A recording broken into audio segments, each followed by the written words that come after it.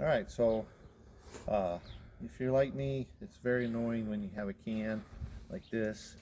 You still got fluid in it and it lost its propellant.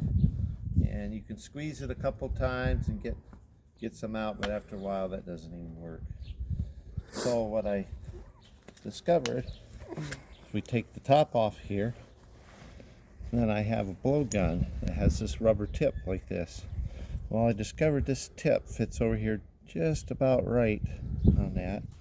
And then when I depress this, then I can hit this lever and fill it back full of air. So you'll see that dent pop out.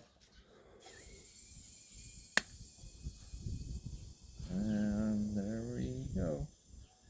I think I got about 80 pounds on this right now.